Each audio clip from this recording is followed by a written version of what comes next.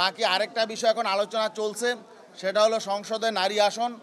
এখানে সংস্কার কমিশনের প্রস্তাব, ঐক্যমত্য কমিশনের প্রস্তাব 400 আসনে নারী সংরক্ষিত আসন রাখা, 100 আসনে সংরক্ষিত নারী আসন 100 করা, 400 আসনের মধ্যে।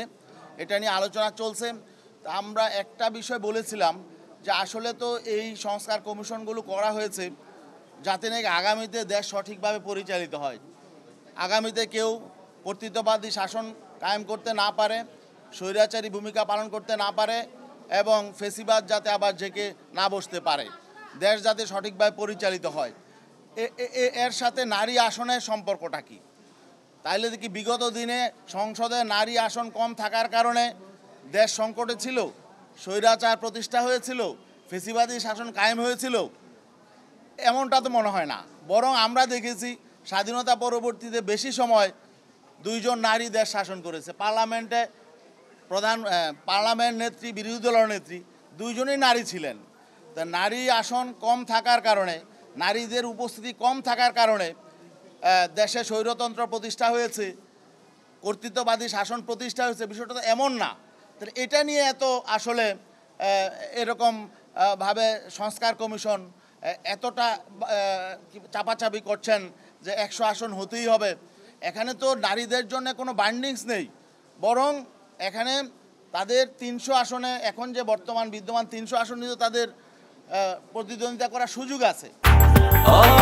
ব্রেকফাস্ট, টিফিন কিংবা স্ন্যাক টাইমে মজাদার আয়োজন মানে অল টাইম ব্রেড।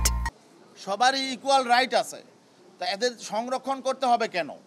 যারা এখানে, আমরা তো বলছি যে নারীদের এখানে সম্মান বৃদ্ধির কোনো কারণ নেই, এদের জন্য আসন সংরক্ষণ করলে যে এদের সম্মান বৃদ্ধি পাবে বিষয়টা তো এমন নয়। বরং তাদের জন্য সম্মানের জায়গা হলো তারা এই 300 আসনেই প্রতিদ্বন্দ্বিতা করুক। নারীরা প্রয়োজনে রাজনৈতিক দলের নেতৃত্ব দিক, তারা সেখানে নিজেরা প্রার্থী বাছাই করুক, নিজেরা প্রার্থী সিলেকশন করুক, সেখানে যাক, এখানে তো কোনো বাধা নেই।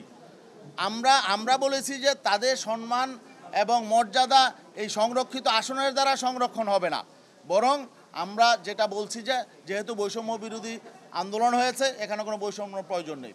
আর যদি সংরক্ষণ করতে হয়, তারপরেও যদি, যেহেতু আমরা এখানে ঐক্যমত্যে বসতে চাই, আমরা একা আলাদা বিচ্ছিন্ন হতে চাই না, এই জন্য আমরা তারপরেও যদি অধিকাংশ রাজনৈতিক দল এর ব্যাপারে একমত হয়, তাহলে আমরা বলেছি আমাদের যে মূল দাবি যে সংখ্যানুপাতিক পিয়ার পদ্ধতির নির্বাচন, সেই সংখ্যানুপাতিক পদ্ধতিতে নির্বাচন হোক এবং সেখানে নারীদের একটা পোর্শন থাকবে, সম্মানজনক পোর্শন থাকবে।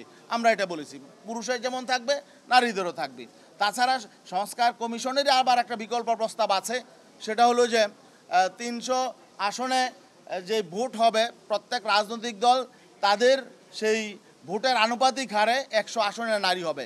আমরা বলছি বিকল্প হিসাবে এটাও হতে পারে। বিকল্প হিসাবে যদি সংখ্যানুপাতিক নির্বাচন নিম্নকক্ষ উচ্চকক্ষে, সেটা আমাদের মূল দাবি, সেটাও যদি না হয়, তাহলে বিকল্প হিসাবে সংস্কার কমিশন থেকে যে বিকল্প প্রস্তাব এসেছে যে সংখ্যানুপাতিক পদ্ধতিতে নারী আসন নির্ধারণ করা, আমরা এর সাথেও আমরা একমত আছি।